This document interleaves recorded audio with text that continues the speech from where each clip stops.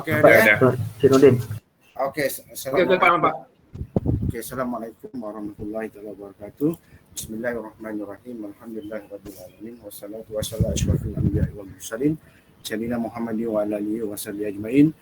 Yang saya hormati rakan-rakan timbalan Jabatan Pontian, rakan-rakan SIP, SIC 11 serta semua warga pejabat Negara Pontian.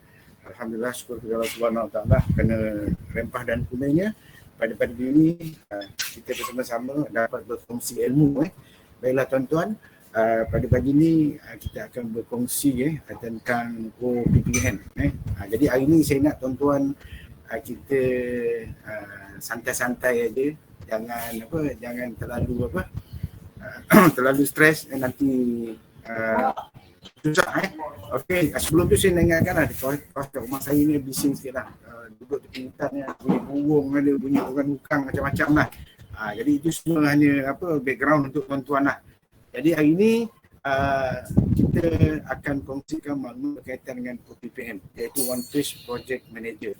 Jadi sebagaimana dimaklumkan, oleh kerana kita dah putuskan OPPM ini digunakan sebagai salah satu tools untuk aktiviti intervention ataupun program-program yang ada dalam PSO kita, maka sesungguhnya semua orang kena terlibat dan kena faham. So untuk hari ini maknanya saya nak kita direct dua hal lah, boleh terus bertanya, tak payah nak tunggu di penghujung.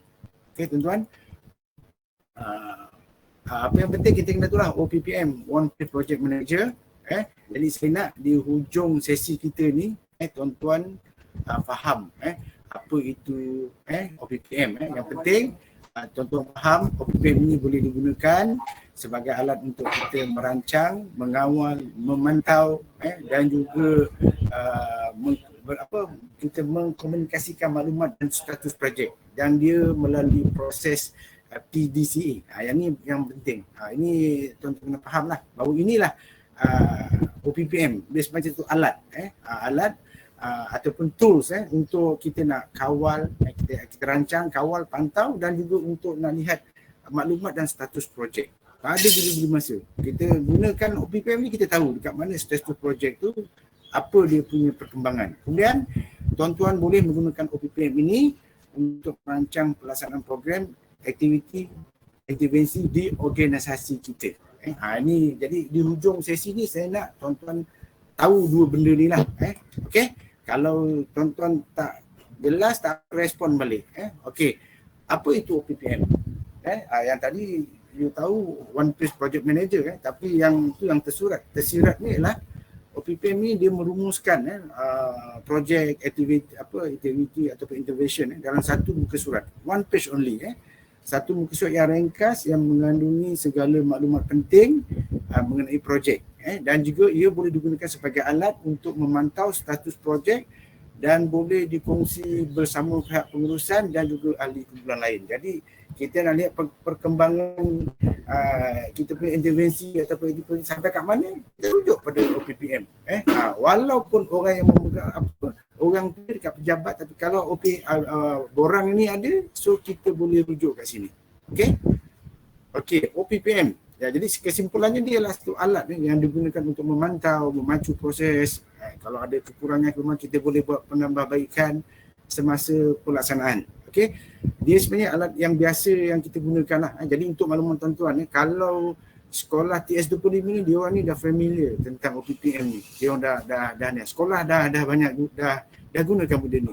Sebagai contoh, itu hari semasa dialog bimbingan daripada JPN kepada PPD Pontian, kita lihat habis sekolah kita, sekolah daerah Pontian ni, kalau you lihat bila disoal oleh Tuan Haji Sarudin, Encik Saliman, bagaimana you nak jadi dengan pantas dan tepat, guru PGB kita di Pontian menjawab, Tuan, sekolah kita menggunakan OPPM sebagai alat kawalan. Sebab itu salah satu faktor kenapa itu mendapat pujian daripada jabatan. Kerana semua sekolah-sekolah yang kita bimbing ni memang dia menggunakan OPPM.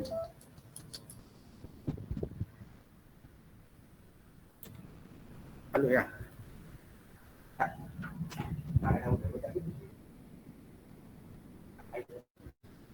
Okey tuan-tuan jadi alat ini biasa digunakan untuk menjejak status kemajuan projek kita seperti projek intervensi atau apa saja. Dia kadang-kadang kita keliru program, projek, aktiviti, intervensi. Dia benda yang sama tetapi berbeza. Program ni dia jangka masa yang panjang. Projek ni lebih pendek dan aktiviti juga pendek. Mungkin dalam program ada aktiviti okey. Dan juga boleh digunakan OPPM ni untuk program ke, aktiviti ke, intervensi ke jadi boleh kita gunakan OPPM. Okey.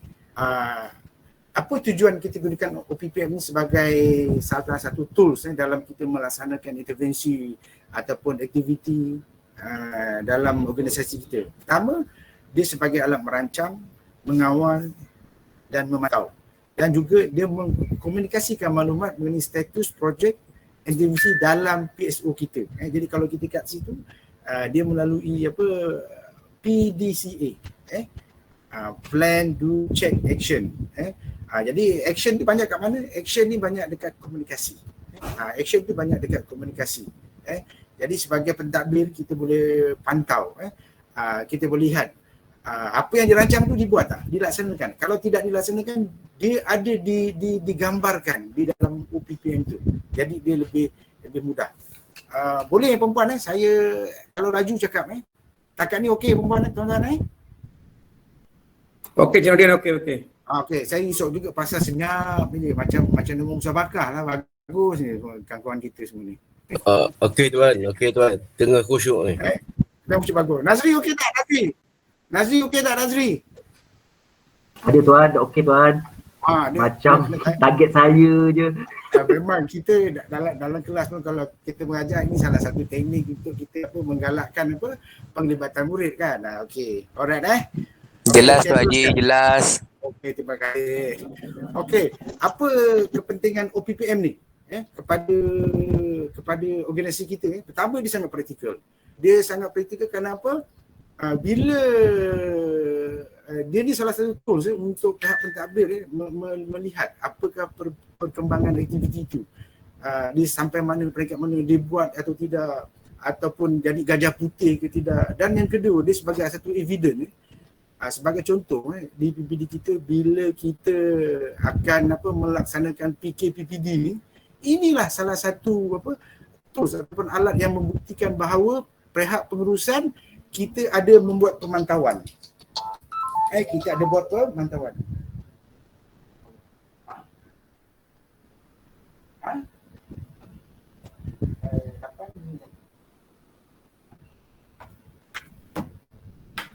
Dan yang kedua, dia jimat masa dan tenaga. Kita tak payah susah semak, kena buat postmortem, panggil semua AJK. Kalau OPPM ni tak payah. Kita boleh one by one saja. Kita dengan pengurus projek, dengan pihak pengurusan, kita berdua saja. Kita boleh semak. Dan kedua, dia jimat masa, jimat tenaga. Terutama dalam keadaan sekarang bila PKP ni, kita kan boleh suka-suka nak jumpa kan. Jadi bila kita melihat pada OPM saja, masalah ni selesai. Yang ketiga, dia mengenal pasti maklumat penting projek. Jadi segala maklumat penting projek tu ada dalam OPM. Nak apa? Nak kos ada, nak objektif ada.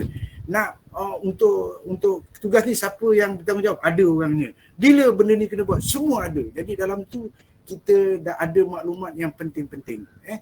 Kalau kertas kerja mungkin dia sampai 15 muka surat, 20 muka surat. Tapi dalam OPPM ni dia satu. Satu helai saja. Kemudian makluman suatu projek kepada ahli. Dia dapat beri makluman, gambaran, penjelasan kepada semua ahli bila tengok borang OPPM itu kalau faham. Tapi kalau tak faham, dia susah, dia pening nanti Okey. Alright. Ini contoh kalau yang tak pernah tengok borang OPPM kosong. Ini kosong, dia belum dijenamakan sekolah ke PPD. Ni kosong macam inilah pemerintah. Bila nampak, ya Allah, pening. Kotak-kotak ni, petak apa ni kan. Macam nak mendam pun ada. Macam nak macam nak buat kuih handphone mama yang. Siapa tu? Siap anak join sekali tu. Okey. Seterusnya, untuk makluman tuan-tuan, kita dah mula kepada teknikal bagaimana kita nak mengenali OPPM. Untuk makluman tuan-tuan, OPPM ni dia ada 2 lapis. Ni saya habiskan teruslah. Dia ada 2 lapis, iaitu bila kita dah putuskan kita nak gunakan OPPM ni, jadi semua orang kena tahu, tidak boleh kecuali daripada peringkat pengurusan sampailah pelaksana. Sebagai contoh kalau di PPD, dia bermula daripada KPPD. Dia tidak boleh digunakan kalau semua ahli faham, KPPD tak faham. Tak boleh. Dan dia juga tak boleh kalau KPPD seorang faham, orang lain tak faham tentang OPPM, tak boleh. Bila nak gunakan OPPM ni, semua orang mesti tahu macam mana nak gunakan OPPM ni. Apa okey, OPPM ni bila kita gunakan dalam satu projek, dia ada 2 lapisan. Lapisan, maksudnya 2 lapisan tu dia ada 2 borang lah. Lapisan satu ni dipegang oleh pengurusan, ketua, bos. Yang kedua ni disimpan oleh orang pengurus projek lah. Biasa yang lapisan yang pertama ni dipanggil OPPM Tactical. Dan lapis yang kedua dipanggil OPPM Operational. OPPM Tactical ni dijaga oleh kalau kita di PPD, saya terus menjurus kepada di peringkat PPD, dipegang oleh KPPD atau dan timbalan. Itu bergantung kepada kehendak pengurusan macam mana. Kalau KPPD nak kawal semua projek, maknanya dia akan pegang satu tu tunduk pada dia. Tapi kalau katakan kita ada 4 timbalan, kita ada 3 ke 4 timbalan kan, okey, kita ada kita boleh pecah kepada 4. Kita ada 3 timbalan, 1 KPPD, kita boleh pecah 4, kita bagikan. Sebagai contoh, kalau sektor pengurusan sekolah, di bawah pengurusan sekolah ialah katakan dah diputuskan bahawa semua intervensi ataupun program di bawah pengurusan sekolah dijaga oleh Tuan Haji Roslan. Maknanya Tuan Haji Roslan akan memegang satu OPPM tactical. Dan jika di bawah Haji Roslan ada 5 intervensi ataupun 5 program, maka di bawah dia akan ada 5 OPPM operational. Jadi dekat situ ada berapa OPPM? Siapa dapat? Kalau dapat ni saya bagi hadiah ni. Ada berapa jumlah OPPM? Orang respon. Ni cepat ni, kuis ni. Siapa dapat? 6. Okey, tak. Siapa jawab ni? Haji Zaidi Bukan. Siapa ni? Raub. Okey, tahniah Raub. Raub. Nanti saya bagi hadiah Raub. Nanti hari kita Saya tuntut. Saya bagi nasi lemak tu nanti insya-Allah. Ada yang pertama macam dekat situ ada 6 OPPM. Yang Haji Roslan pegang satu tactical, yang pengurus projek institusi tadi ada 5 lagi. Okey. Yang itu dipanggil lapisan yang kedua, iaitu OPPM operational. OPPM operational ni biasanya dipegang oleh setiausaha ataupun ketua projek. Ketua projek, bukan ketua panitia, ketua projek. Jadi tuan-tuan kena faham ada berapa lapisan OPPM? Ada 2. Satu tactical, satu dah operational.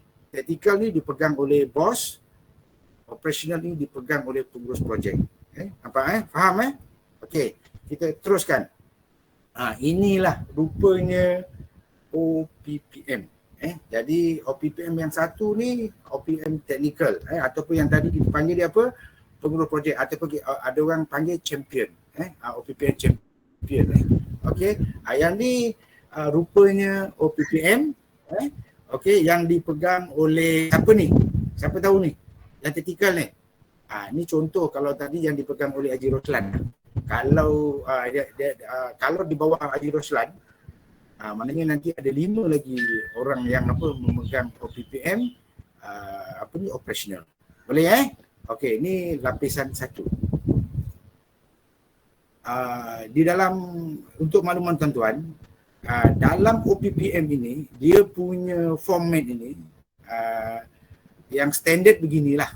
Tetapi boleh diubah suai oleh organisasi mengikut keperluan. Nanti saya akan tunjuk contoh. Ada beberapa sekolah yang dia ubah suai ikut sekolah, kehendak sekolah. Dia tak ada maknanya kita terikat dengan OPPM yang dikeluarkan oleh IAB. Tidak.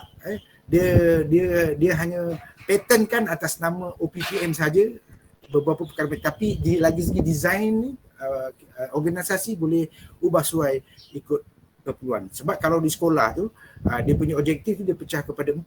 Dia mengikut kepada macam strategi dia ada 4 kan. Kurikulum, hem dan kepengurusan dipecah pada 4. Mungkin kaedah kita lain okey. Alright. Seterusnya yang tadi tu yang champion ni ataupun yang tactical ni dipegang oleh KPPD atau TKPPD. Yang beginilah bentuk dia. Nanti saya akan terangkan setiap petak, setiap ruangan ni apa maksudnya, bagaimana nak letak, apa yang kita nak catat, nanti saya akan terangkan. Ya, kita okey. Ini untuk contoh di bawah KPPD, di bawah champion ni, tactical ni ada 4 program. Ada 4 lah. Nanti dekat sini ada 4. Petak tugasan utama tu ataupun inisiatif dia ada 4. Kalau bawah Haji Roslan dia ada 5 program, maknanya di bahagian inisiatif ni ada 5 lah. Okey. Alright. Yang kedua ni lapisan operational. Lapisan operational ni katakan satu projek. Kalau di bawah Haji Roslan ada satu projek SIP yang dinamakan strategi coaching. Dalam strategi coaching tu dia masuk dekat dalam ruang tugasan aktiviti tu apa bermula dengan mesyuarat, taklimat, bimbingan, seterusnya sampai postmortem. Itu lapisan kedua operational. Boleh tuan-tuan setakat ni okey tak? Okey. Sambil tu kalau tuan-tuan nak minum kan saya silakan nak. Tapi jangan lupa baca bismillah. Okey. Lebih santai lagi, tuan-tuan lebih faham. Jangan stres, jangan tegang-tegang. Okey, jadi kita terus kepada untuk pengisian OPPM kita. Ini contoh yang dipegang oleh pengurus projek. Okey. Ini formatnya lebih kurang inilah. Dia tak ada logo. Kalau kita punya nanti kita letaklah logo Haji Wahid kita formatkan supaya orang gunakan kita punya design yang khusus. Kita standard ya. Kita gunakan standard, nanti kita letakkan logo. Kita akan buatlah, kita letak logo, kita buat ikut keperluan kita. Okey. Alright.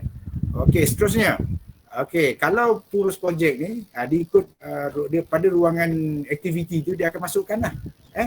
Kalau tadi pada yang champion technical sebagai tu yang dipegang di Roslan ada 5 program, dia akan senaraikan 5 program. So sekarang kita petik salah satu program tersebut yang dipegang oleh salah seorang pengurus projek. Ini dia. Dalam program tersebut apakah antara aktiviti yang dibuat? Pertama ada mesyuarat, buat surat panggilan, dia contoh dia ada buat LDP, ada sediakan bahan, ada LDP kedua, ada masukkan dekat ruang aktiviti. Ini contoh. Okey.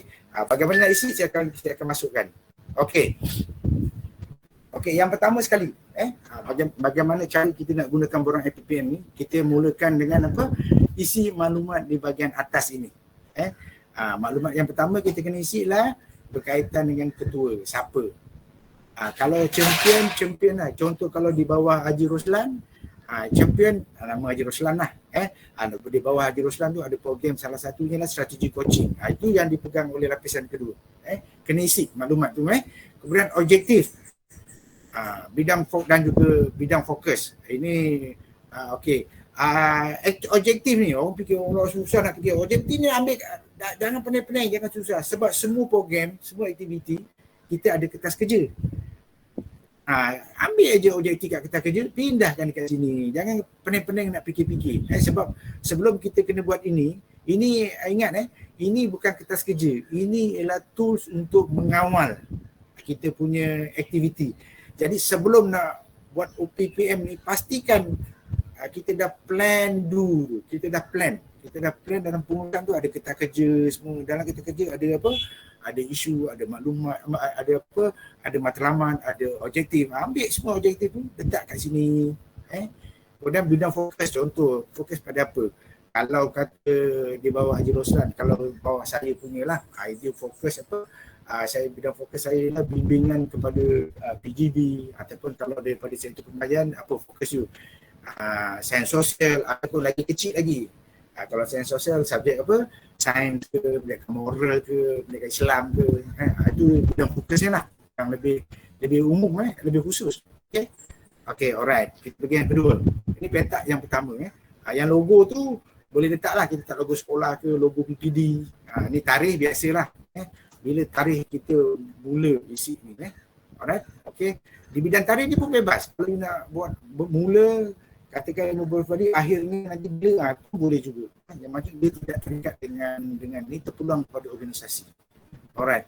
Kemudian kita pergi kepada yang kedua, langkah dua. Yang kedua ni ruang pemilik insentif ni lah, program dan juga projek. Ini. Siapa punya tu? Bermula kalau apa? Dalam ini senang, ambil saja dalam kertas kerja biasanya kadang-kadang dalam organisasi dia jarang-jarang meletak apa jawatan kuasa. Kalau diletakkan jawatan kuasa lagi baik sebab memudahkan kita bila kita nak letak dalam apa OPPM ni. Kita mulakan daripada atas ke bawah lah. Yang masuk atas ke bawah tu masuk orang yang bertanggungjawab kepada aktiviti ataupun intervensi tersebut. Apa paling penting dalam satu aktiviti? Biasanya nak pengurus projek ataupun setiausaha, diikuti hari ke apa ke GPI. Kalau kita punya organisasi lah, kalau di sekolah diikut tulisan. Mungkin pengurus projek, lepas tu GPK1, GPK Kohem, Koko, situ okey. Kita ikut pada kita punya ni lah. Isikan ruang ni siapa dulu? Isikan dulu Dia punya tu nanti dulu. Okey. Alright. Langkah yang ketiga. Semak metrik asas. Ni ruang petak ini dia bahagikan kepada biasanya dibagikan kepada 4. Ada juga yang bagi kepada 5. Dia boleh potong-potong lagi lah. Ruang atas ni lah inisiatif. Inisiatif ni kalau di bawah, macam yang di bawah tactical, di bawah Jerusalem, dia akan tulis bawah ni ada berapa program. Contoh SIPP program, ada strategi coaching, kemudian ada program RAUP, ada program Nazri, ada program siapa lagi lah. Itu kalau di bawah champion. Tapi kalau di bawah operational, katakan saya ambil yang saya punya tadi, strategi coaching. Apa yang saya buat dulu? Pertama, ikut saya. Kalau saya nak mulakan dengan membuat kertas kerja, lepas tu kedua menghantar kepada KPPD untuk pengesahan. Kemudian yang ketiga saya buat surat makluman kepada PGB, ataupun yang keempat saya buat mesyuarat. Apa lagi yang saya buat? Lepas tu saya buat bengkel, taklimat, kemudian bimbingan 1, bimbingan 2, diakhiri dengan apa? Postmortem contoh. Itu dia punya inisiatif ruangan ni lah, ruang petak ni. Boleh tahu. Dan juga tadi biasanya kalau kita buat kertas kerja, objektif ni tak satu tau. Objektif utama satu, tapi ada pecahan objektif. Kalau ada kita masukkan kat sini. Apa objektif kita buat program? Satu, untuk apa membimbing contoh PGB, boleh apa membuat RKS dengan betul. Kemudian apa lagi? Kita nak supaya dia dapat membimbing PGB dapat mengenal pasti isu utama mengikut matlamat setiap strategi. Yang objektif yang ketiga, membimbing PGB supaya mengenal pasti apakah strategi yang sesuai untuk apa menyelesaikan isu tersebut. Dan mungkin yang keempat membimbing PGB supaya dia dapat mengenal pasti apakah intervensi yang sesuai dalam isu setiap macam masa ini lah. Ini terpulang lah objektifnya tuan-tuan ini pecahan dia. Kemudian tempoh masa. Tempoh masa ni dia ada petak masanya. Masa ni tempoh masa dia ikut pada kita punya aktiviti. Kalau program dia panjang, kalau program ni dia boleh ikut petak tu berbulan, Januari hingga Disember. Tapi kalau aktiviti mungkin dia pendek, dia 2 bulan aja. Kita boleh pakai minggu 1, minggu 2, minggu 3, minggu 4. Ataupun program tu 5 hari, kita boleh pakai hari. Ini terpulang pada kita, tuan-tuan, ikut pada program masing-masing. Dia tidak, sebab tu petak yang tadi you tengok frame dia kosong je, tak ada apa. Dia ikut kepada kita punya perancangan. Boleh kemudian dia petak tempoh masa tu kita pula bagi pula dengan kos. Satu kita guna apa? Macam saya punya program mungkin saya memerlukan tak banyak sangat duit lah. Dia tak ada kertas, reform. Jadi apa? Kalau kita ada buat bengkel, duit makan, minum ke, duit penceramah ke, ataupun tuan-tuan pakai apa lagi, saya tak tahulah tuan-tuan punya program. Masukkan berapa kosnya kat sini. Okey, dan juga kriteria kejayaan.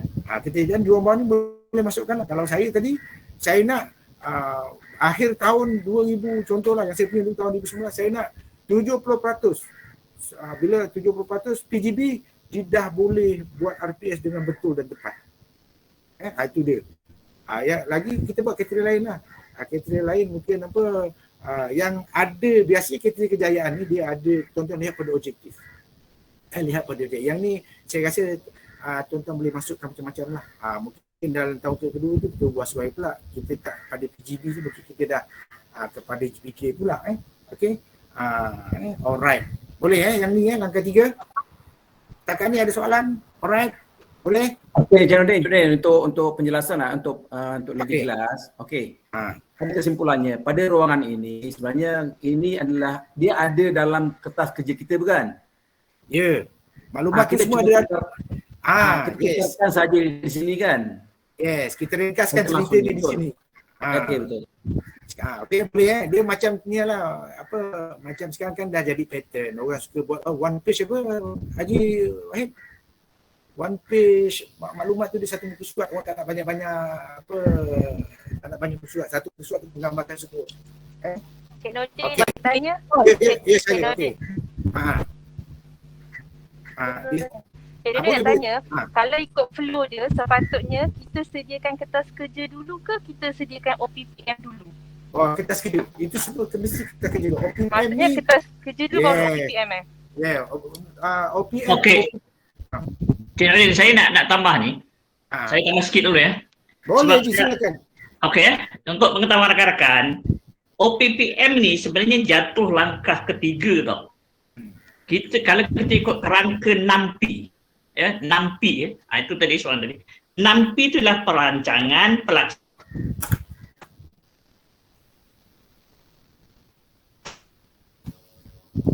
Haji tak dengar Haji. Tak dengar. Haji. Tak dengar Haji. Haji selam lamai. Haji tak dengar ni. Haji. Ini ingat Haji cakap dalam kolam air lah ingat. Haji Arbain. Sanaan. Okey, ulang Haji Arbain. Tak clear tadi daripada awal. Dia terputus. Siapa yang putus pula saya. Okey. Allahu Akbar. Ini jangan ni. Okey, saya sambung balik NAMPI tadi Kita kena mula NAMPI. Okey, perancangan tu kertas kerja. Okey. Perancangan pelaksanaan pemantauan, penilaian, penambahbaikan dan pendokumentasian. Jadi yang penyediaan OPPM ini adalah jatuh pada nombor 3 untuk pemantauan. Sebab itu tadi kita sebut bahawa dia kena merujuk kertas kerja. Dia adalah sebahagian item-item itu memang kita kena merujuk pada kertas kerja. Okey, terima kasih. Okey, terima kasih. Saya kembalikan lagi. Okey, tadi yang tanya Azraq. Siapa yang tanya tadi Siapa tu? Nadia ke siapa? Nanti senang kalau tu nanti saya boleh cari. Okey, macam ni. Tanya tadi. Okey. Jelas apa yang Haji Ibrahim saya sebenarnya untuk makluman tuan-tuan. Kenapa Haji Ibrahim cerita pasal NAMPI tadi? Sebab NAMPI ni ialah Nazir punya pendekatan. Nazir membuat pemantauan di sekolah. Dia gunakan pendekatan NAMPI yang kita biasa kombinasi dengan PDCA. Jadi OPPM ni macam Haji Ibrahim tadi, dia berada pada dalam NAMPI tu pada turutan yang ketiga, pemantauan. Jadi kita gunanya OPPM ni kepada kita lah. Maksudnya yang selain daripada yang tadi tu, yang kita nyatakan, selain itu ialah dalam peringkat pemantauan. Pemantauan daripada daripada ketua jabatan dalam suatu projek dan juga pemantauan oleh siapa-siapa lah. Okay? Alright. Jadi seterusnya, langkah 3 tadi sudah, metrik ni. Okey, kita pergi kepada langkah 4. Langkah 4 ni menulis objektif projek tadi lah. Yang saya nyatakan tadi. Kita biasanya ada objektif umum, kemudian ada objektif khusus. Yang sini kita masukkan objektif khusus. Kalau satu-satu lah. Kalau dua-dua lah, tuan-tuan jangan pula satu you nanti mikir-mikir nak ikut dalam kertas kerja. Sebab tu penulisan kertas kerja juga perlu betul lah mengikut format Jangan dalam kertas kerja ni tak banyak maklumat yang tak ada. Sebab kita nak guna pakai dalam OPM ini. Ini langkah yang keempat. Okey. Langkah seterusnya, langkah yang kelima. Tugas utama projek. Okey, tugas utama projek ni saya terangkan kepada dua lapisan. Lapisan pertama ni kalau taktikal, kalau contoh taktikal ni saya senang sebut, saya sebut nama jurusan lah. Okey, kalau tugasan utama projek ni kalau di bawah taktikal, dia akan tulis inisiatif tu. Kalau di bawah tu ada 5 projek, you kena pilih 5 lah. Katakan satu tadi yang di bawah SIP, strategi coaching, kemudian projek apa lagi ni. Kalau ada 5 lah. Kalau ada 10 lah.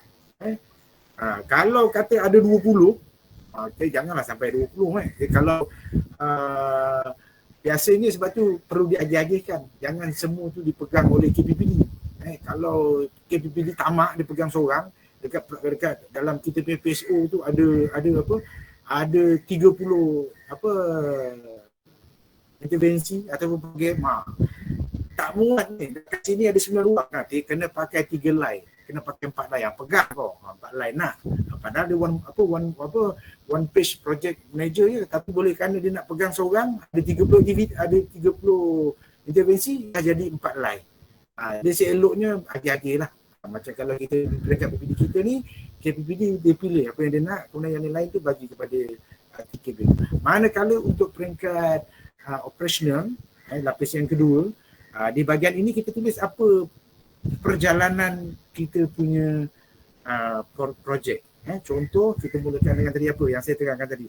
Mula dengan buat, kalau nak masuk buat kerja kerja pun nak tulis dalam tu pun boleh terpulang.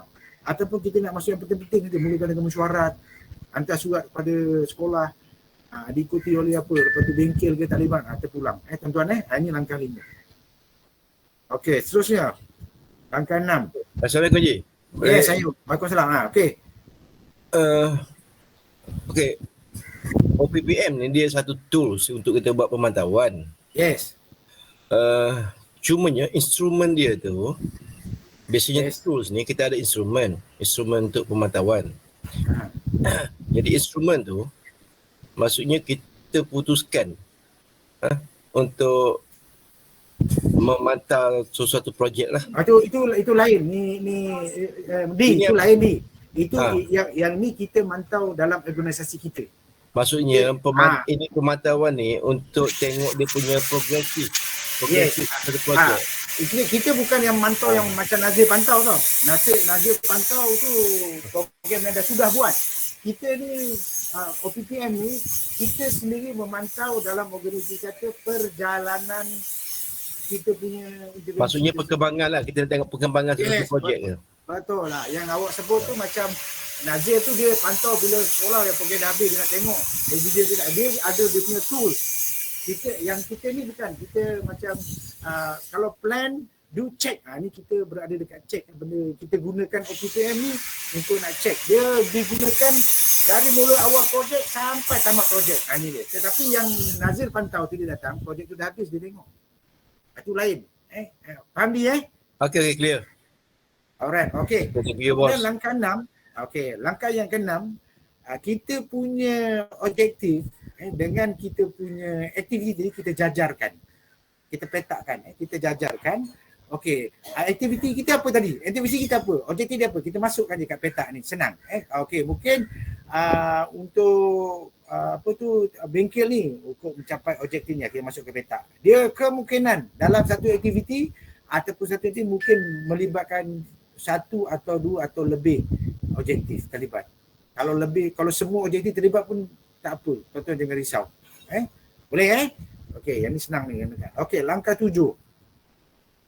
Langkah 7, penetapan garis masa, timeline. Ni tadi saya sebut peta ni.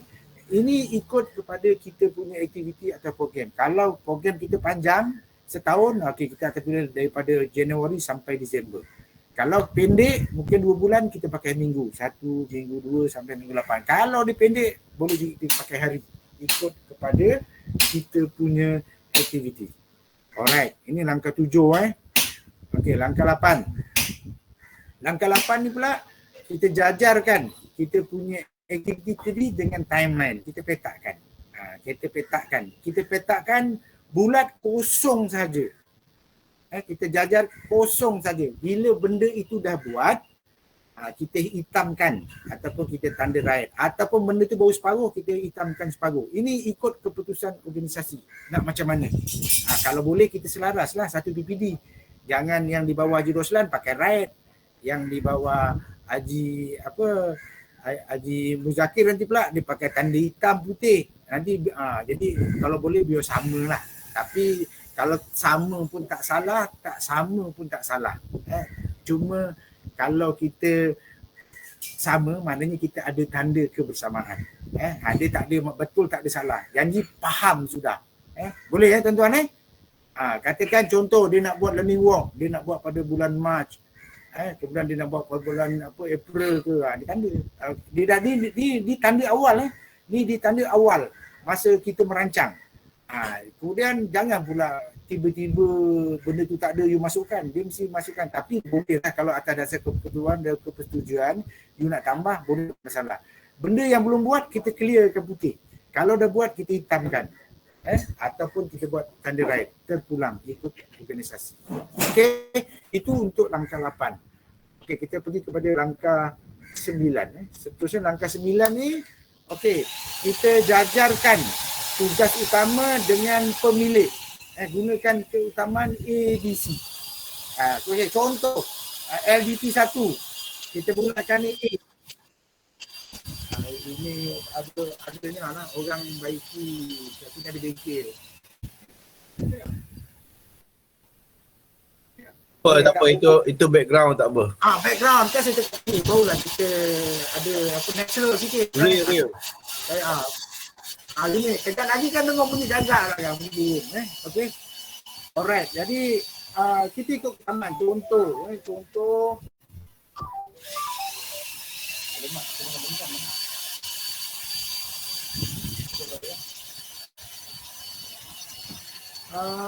Contoh LDT 1 yang bertanggungjawab orangnya ialah SU LDT A.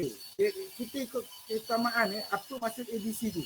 Maksud A ni orang yang paling utama. Kalau orang A tak ada, kita cari orang B. Okey, LDT ni contoh kalau A tadi SU tak ada. Siapa orangnya? Oh, ni ketua bidang 2. Kita cari yang B. Dia biasanya sampai ABC saja. Tak payah sampai EFG. Kita letak 3 je. Cik Nedi biasanya orang letak nama ke letak jawatan ni untuk yang tanggungjawab tu? Siapa? Terima kasih Azab, bagus you punya soalan memang hebat. Ini memang boleh bagi hadiah hasil lemak ni. Saya tunggu siapa nak tanya Azab, ini memang hebat. Okey. Dia sebenarnya tak salah kalau letak jawatan atau letak nama. Tak ada masalah. Tetapi biasanya lebih baik letak jawatan sebab kita khawatir orang-orang yang melaksanakan tugas ini akan berubah atau dia akan pindah. Jadi kalau letak jawatan tu baik, lebih baik daripada letak nama. Tapi nak letak nama pun boleh juga. Tak ada masalah. Okey Azhar, jelas okey. Yang ni kita ikut biasanya sampai ABC saja, ABC saja. Jadi senang kita tak rujuk. Okey ni contoh learning walk ni tak buat lagi. Siapa orang bertanggungjawab? Kita baca orang ni sini A apa SULDT. Kita cari dia lah. Kalau saya cari dia tak jumpa, hari tu dia cuti. Kita cari pula yang B siapa? Ketua bidang 3 kat sini. Macam tu lah cara nak semak dia. Ini jadi kalau contohlah dekat sini Haji Roslan nak semak program saya tau. Dia akan tengoklah saya punya ni. Dia akan tengok saya punya apa Haji Roslan macam mana. Sini saya turun masuk Haji Roslan contoh dia pegang satu dia punya OPPM iaitu OPPM yang dipegang oleh dia. Dia nak semak program saya tu. Okey dia minta. Dia kemudian minta you punya OPPM, dia pun semak OPPM saya. Dia tengok okey, yang pertama ni dah buat bulan Mac. Jadi pada masa yang sama dia akan tanya, yang ni kenapa tak, kalau tak buat, Encik Nordin kenapa tak buat? Nampak tak? Jadi dia boleh tengok saya punya. Yang kalau pada waktu itu juga, kalau Haji Roslan datang, dia tengok saya OPPM, dia tengok ni dah bulan Ogos. Saya punya ni daripada bulan April tidak dikemas kini. Jadi Haji Roslan dia arahkan saya, Encik Nordin awak punya tidak dikemas kini. Boleh tak awak kemas kinikan awak punya OPPM bila awak boleh siap? Petang nanti saya akan tengok awak punya OPPM, saya nak tengok awak punya progress. Okey. Maksudnya macam itulah. Ataupun dia suruh saya betulkan pada masa itu juga betul, atau dia tanya kenapa awak tak kemas kini? Patutnya OPPM ni kena syam masa. Buat tu kena tanda. Itulah proses tu. Jadi peranan pentadbir akan melihat segala aktiviti dalam intervensi itu dibuat ke tidak. Jadi peranan terpulang. Jadi mungkin dalam OPP Haji Roslan dia akan masukkan bila dia nak pantau program saya berapa kali. Dia ikut time dia lah. Dia tak beritahu pun tak apa. Itu antara contoh peranan macam bagaimana dia nak pantau OPPM yang dijaga oleh pengurus projek. Okey. Boleh kita teruskan dengan langkah yang ke-10. Langkah yang ke-10, penjajaran tugas utama dengan kos. Okay, dalam kita punya kalau di peringkat champion, katakan di bawah Haji Roslan ada 5 program. Setiap program tu berapa kos dimasukkan. Katakan program strategi coaching 500, program yang kedua dia masuk je lah kat situ. Manakala bagi peringkat operational, dalam kita punya aktiviti program, apa yang kita senaraikan dalam aktiviti tadi, kita senaraikan yang mana melibatkan kos, kita senaraikan kat situ. Berapa? Katakan kita buat mesyuarat, ada makan minum RM60, masukkan. Bahan aktiviti 200. Apa lagi? Alat tulis.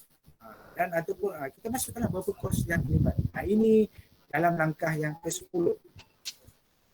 Dan langkah yang 11, masukkan sasaran ataupun ETI. Ni kalau kat sekolah dia senang, dia dah ada perancangan strategik, dia masukkan ni lah. ETI ada berapa. Begitu juga kita punya.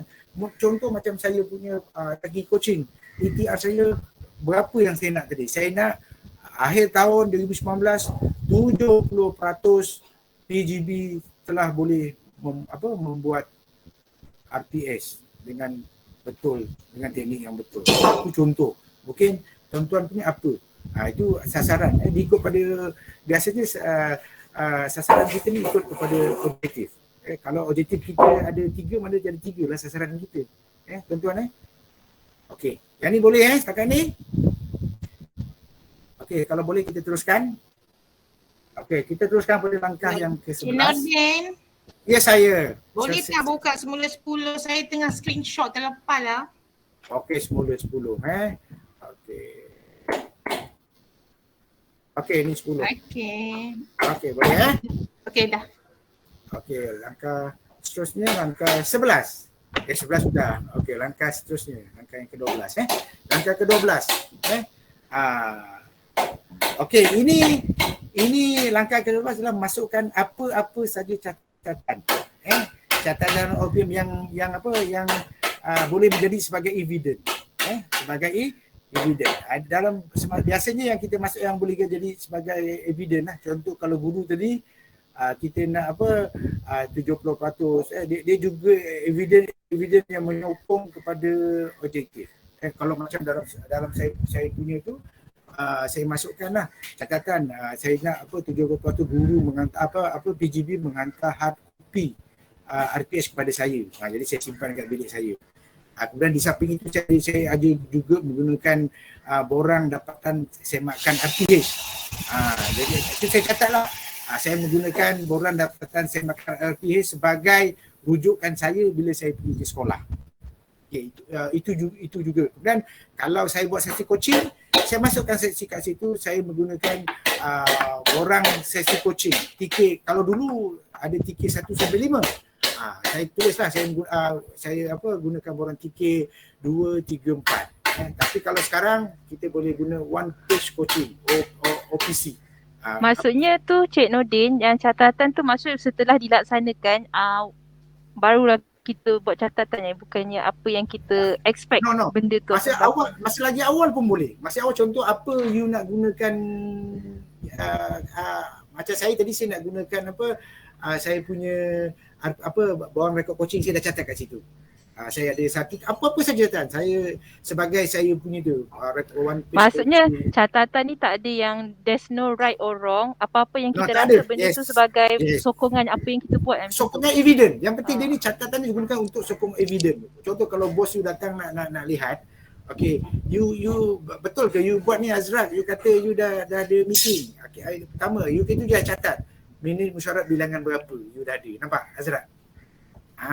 Kalau kata Bos Yu semak yang kedua, ni betul ke si Ziarat ni ada buat surat ni kepada sekolah ni? Okey, kat sini you ada catatan. Bila surat tu apa? Nombor rujukan dia. Contoh. Apa saja, ni everything, tak ada masalah. Yang penting ni sebagai evidence. Yang penting dia sebagai apa? Rujukan evidence kita tadi. Ni.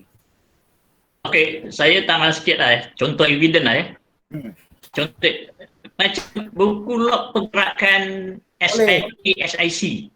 Sebab itu nanti dia ada relate dengan pelaksanaan. Betul. Jadi contoh tadi Haji Roslan dah buat pemantauan. Okey, setakat mana katakan dalam bulan Ogos ni setakat mana SIP menjalankan coaching sama ada dia bersemuka ataupun e-coaching. Jadi kita rekod kat situ. Contoh. Betul. Okey. Memang tempat yang Haji baik, saya tak bagi nasi lemak lah. Dia kotak tu berbagi juga. Okey. Kita bagi nasi berani. Oh, nasi berani. Boleh, insyaAllah. Nanti jumpa saya belanja je. Okey. Nasi kerabu ada nasi kerabu. Oh, nasi kerabu pula. Allah Akbar. Kau ni apa je lah. Okey. Boleh tuan-tuan, apa saja evidence? Kita tidak terikat ni mengikut pada aktiviti tuan-tuan. Setiap aktiviti tak sama. Jadi dalam OPPM ini, bila tuan-tuan dekat sini dah catat, dia tak ada, macam Azhar cakap tadi, tak ada apa betul, tak ada salah. Yang penting dia merujuk kepada apa evidence kita. Alright. Okey. Itu dia lah sebenarnya. 12 perkara yang tuan-tuan perlu isi dalam OPPM kita. Setakat ni faham tak? Cik Nordin, saya nak bagi pandangan. Contohlah kos.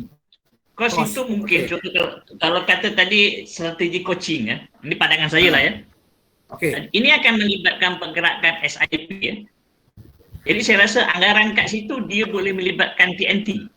Yes. Kalau nak cantik, pasal ini kita bincang tentang yang di PPD kan. Yes. Contoh katakan kita ambil anggaran sebulan seorang SIP 300 kali 3 mungkin kali 10 bulan ke kat situ. Itu level cost. Boleh nanti tak ada masalah. Itu kos itu pun kalau nak dimasukkan boleh, tak dimasukkan boleh. Yalah, kalau nak yang besar macam itu ataupun kita masukkan sekali macam kos percetakan bahan, kertas. Supaya nanti dia ada gambaran lah yang katakan pihak PPD belanjakan dari segi kertas. Jadi kat situ masing-masing kita ada gambaran. Kalau boleh begitu lebih baik. Lebih baik. Cuma dalam aktiviti itu kita tidak masukkan tadi tu je dia sebenarnya kos yang kita masukkan ni ialah kos yang apa? Kos yang dicatatkan dalam aktiviti. Ayalah. Macam tadi kata mesyuarat, kalau katakan mesyuarat tu dia ada berapa orang guru yang terlibat. Itulah. Itu boleh masukkan. Katakan mesyuarat ataupun bengkel kepada PGB. Ada 200 orang PGB terlibat. Satu orang tu purata katakan berapa? RM30. Nak masukkan situ pun boleh, tak ada masalah. Jadi supaya maksudnya di peringkat PPD bila merancang untuk buat bajet anggaran bagi guru, dia boleh merujuk pada benda-benda ni lah. Jadi maknanya kita tidak ada buat ad hoc ataupun buat tanpa merancang. Dan juga kita berbelanja dengan peruntukan. Boleh Ada lagi siapa nak tambah ke, nak tanya sebelum saya buat satu homework?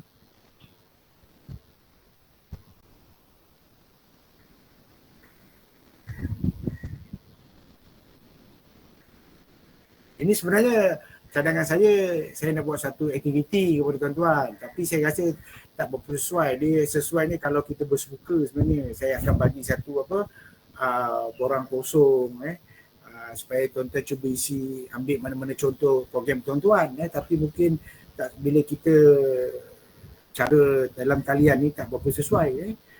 Jadi saya nak tuan-tuan pindahkan maklumat daripada pelan taktikal ke OPPM dengan menggunakan template OPPM. Sebagai contoh, yang ni saya kena terang sikit lah.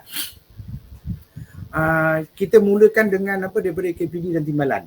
Okey, kalau di bawah tuan-tuan timbalan ada 5 projek. Maknanya tuan-tuan akan buat akan lihat kita punya plan taktikal. Plan taktikal ataupun plan taktikal ni dalam 1 tahun ada berapa di bawah tuan-tuan. Kalau 7 maknanya di bawah tuan-tuan ada 8 OPPM. Satu yang tuan-tuan pegang yang dipanggil OPPM lapisan pertama, champion, yang dipanggil tactical. Yang kedua di bawah tuan-tuan tu ada 7 lagi plan tactical, OPPM operational. Itu maksudnya begitu lah supaya tuan-tuan faham Dan manakala yang operational dia akan pegang satu projek ataupun satu aktiviti tu dia akan detailkan apakah aktiviti yang dia buat dalam tu.